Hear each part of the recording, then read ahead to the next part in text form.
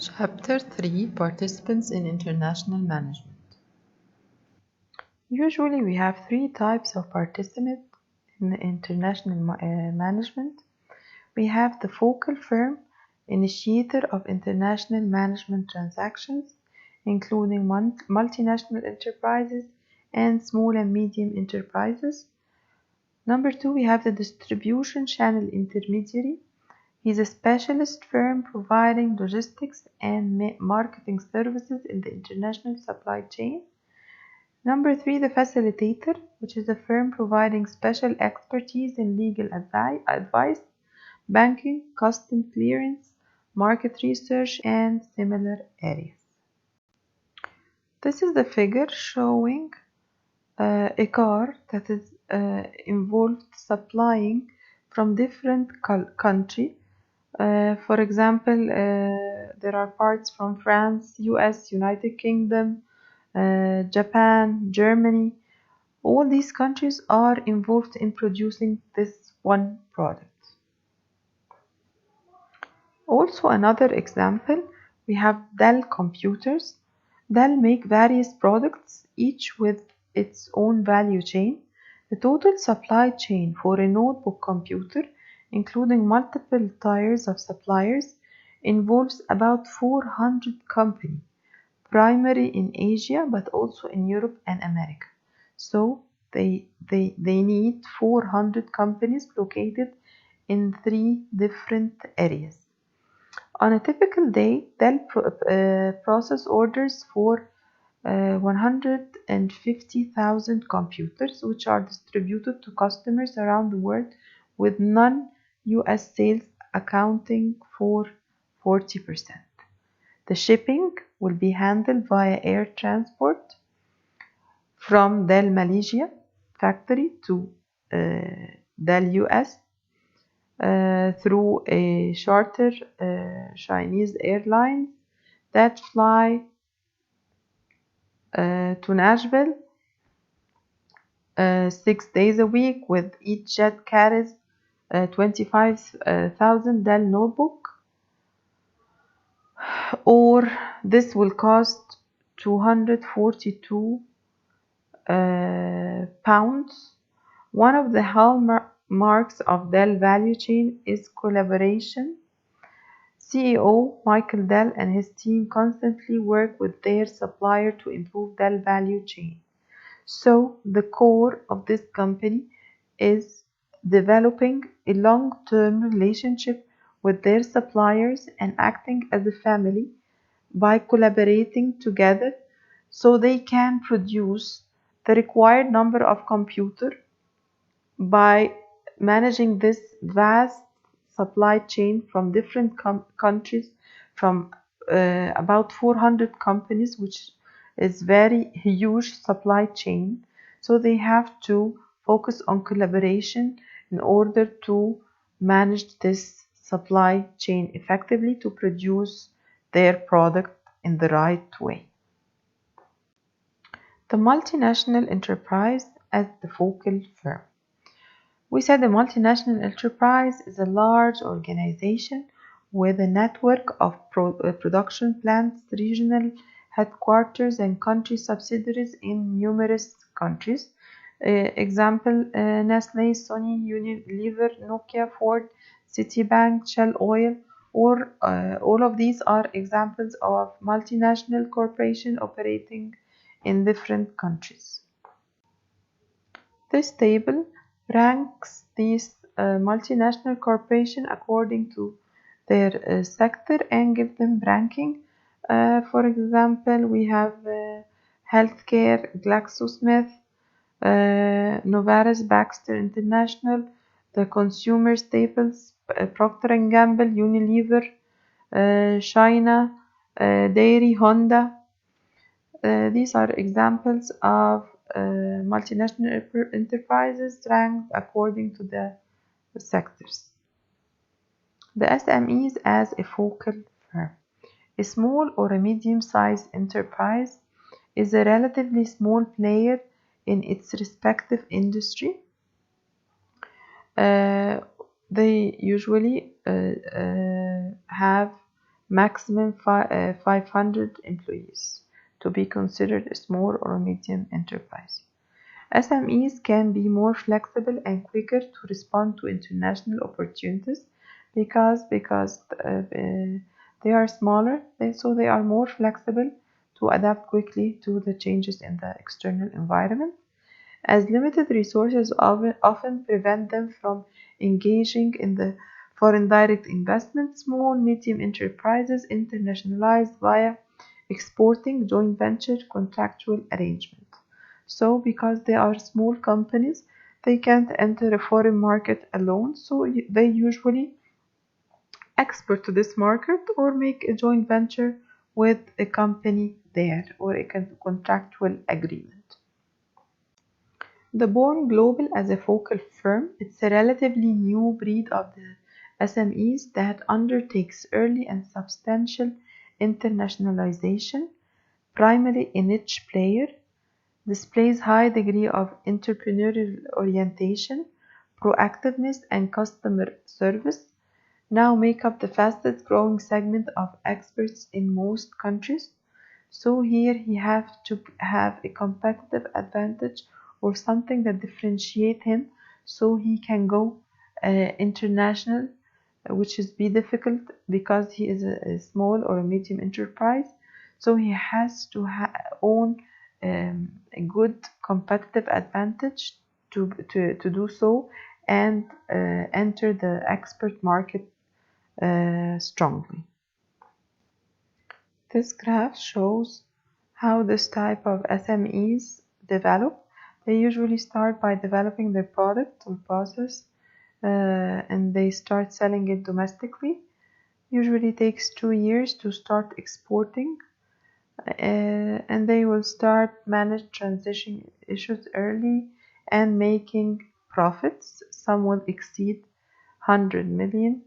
When they reach their peak or high profits, they have to start thinking of putting more features or developing their products or entering with a new product in order to remain in this position and to remain in this global market and not lose their market share.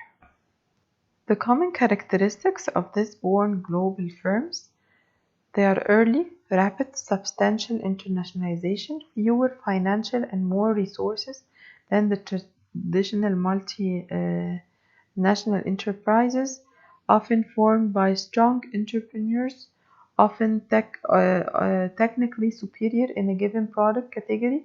As we said, they must have a strong competitive advantage, internationalized via exporting because they are still a small enterprise. They cannot compete as multinational corporations, so they will start by exporting.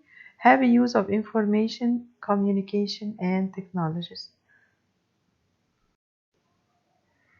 Foreign market entry strategies of focal firms. Cross-border business transaction can be grouped into 3 categories. Number 1, trade, buying and selling of products, mainly exporting and importing. The second type is the contractual exchange of service or intangibles, which is licensing and franchising. Number 3, equity ownership in foreign operation, which is establishing a foreign presence through direct investment. Example of a contractual strategy to enter this market is licensor, which is the focal firm grants the right to the foreign partner to use certain intellectual property in exchange for loyalties. It can be a bulk of money or a percentage of the sales. The Mega Bloks Canadian toy maker, they signed an agreement with Disney that gives them the permission to manufacture toys with the Disney characters like Winnie the Pooh and Power Rangers. So they made a contractual agreement. He became a licensed to manufacture these Disney toys. Another example of the contractual strategies is the franchisor. It's the focal firm grants the right to the foreign partner to use an entire business system in exchange for fee and royalties. For example, Subway, KFC, Pizza Hut, McDonald's, or all of these are type of franchisor where the focal firm give me the right to use their system, their design, their kitchen, their know-how to produce the same product in my country. This table shows some of the main franchisors, international franchisors, Pizza Hut, KFC, Subway, McDonald's. Also, Turnkey Contractor is one of the contractual strategies where it provides engineering, design, and architecture services in the construction of airport, hospital, oil refineries, and other type of infrastructure. It's like when you make a deal with a company to come and build you a factory with the machines, with the layout and everything, and just give you the key where you can operate next day. Build, own, transfer is a venture, an increasingly popular type of turnkey contract in the developing economies where the contractors acquire an ownership in the facility for a period of time until it is turned over to the client. Here it's the same as the turnkey, but instead of giving you after I finish the factory to operate, I will operate it for a number of time that we specify, and I will take this profit until I will give you the factory after that so you can operate it. This table shows the main contractors and their main turnkey construction projects.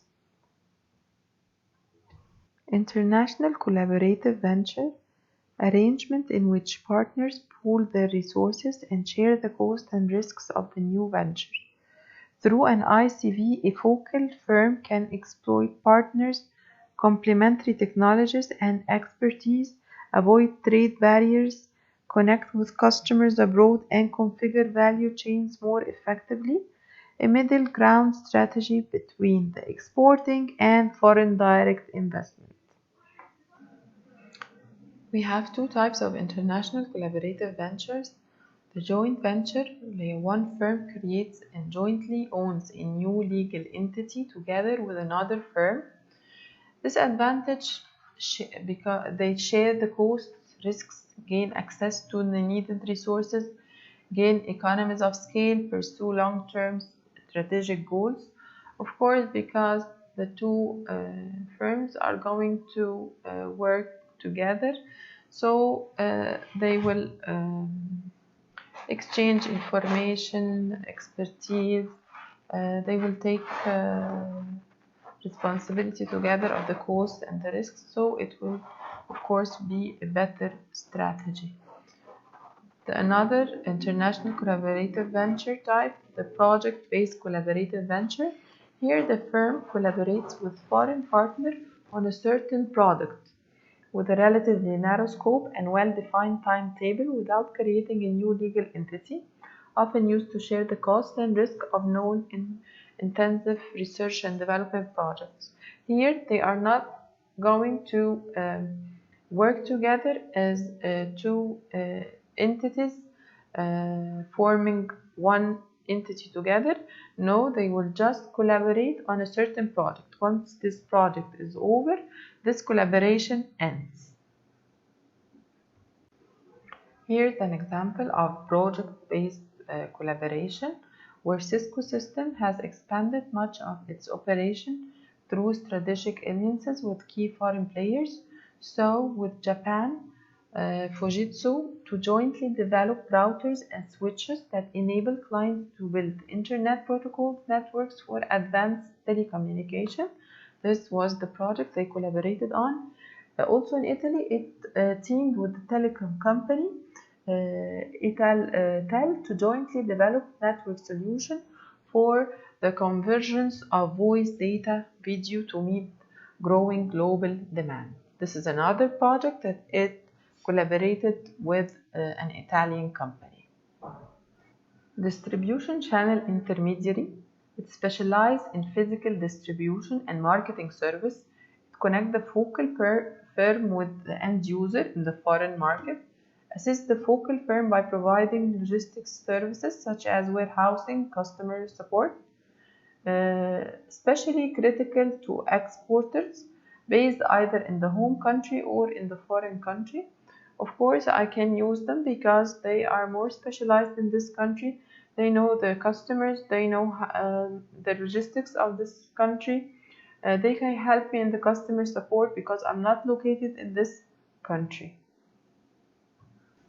So the distributor will take title to the exporter goods and performs marketing function such as sales, promotion, and after-sales service.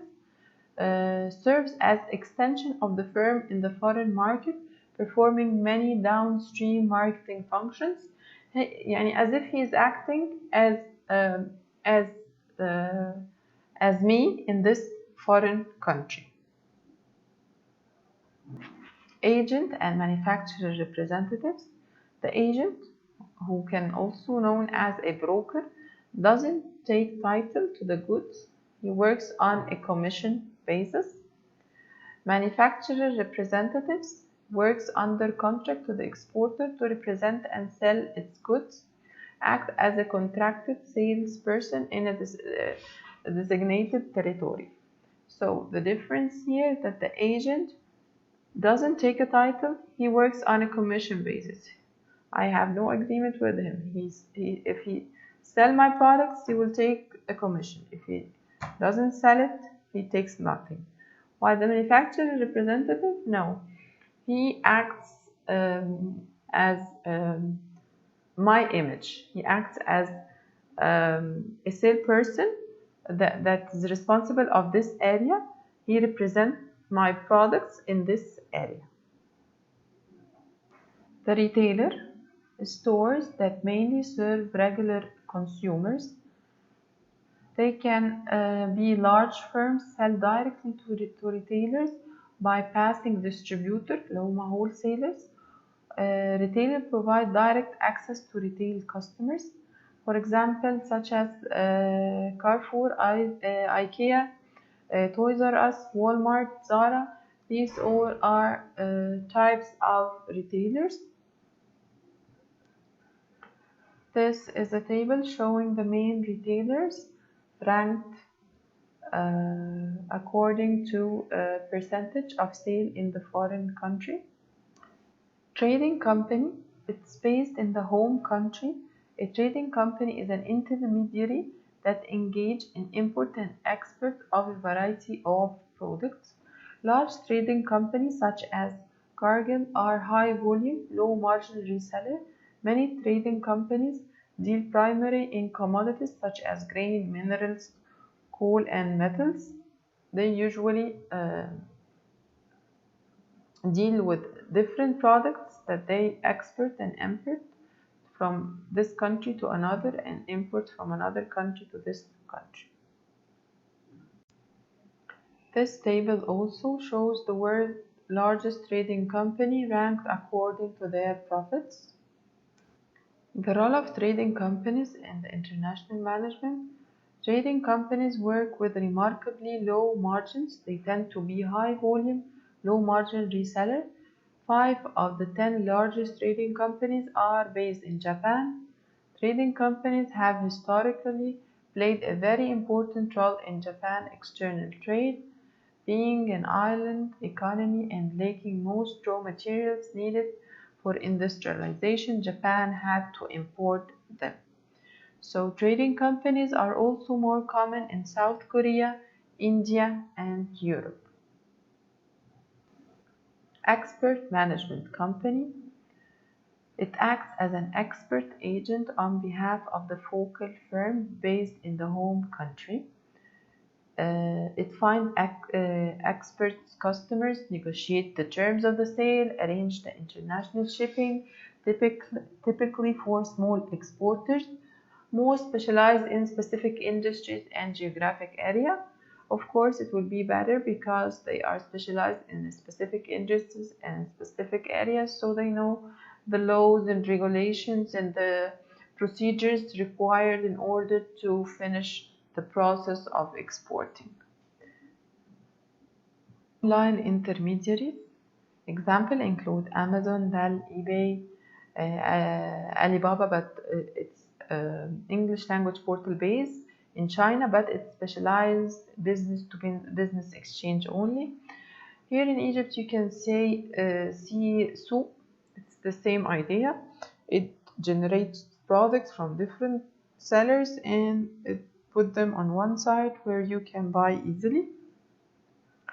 We have also traditional retailers such as Walmart, Tesco, and also set online presence. Here in Egypt also you will find Carrefour. One negative aspects of this type of online intermediary is the fake products. Whether you can receive a product that's not as shown or different specification, or it's a fake one. So this is the main problem of this type. Facilitators in international management, they assist the focal firm with specialized services required in cross-border transactions. Facilitator includes banks, international trade lawyers, freight forwarders, custom brokers, consultant ad agencies, and market researchers. Of course, I have to use them because I need them, but I use them in the other country because they are specialized there. They know the rules, they know the regulation, they know the consumer, they know the steps required to do my work. More examples of these facilitators are the international trade lawyers that I can hire to take their consultations, international business consultant to take their opinion, tax accountants because they are more aware of the tax laws in this country, the market research firms because they are aware of this market, they can make me a good marketing research that leads to effective results, better than if I tried to make these marketing research.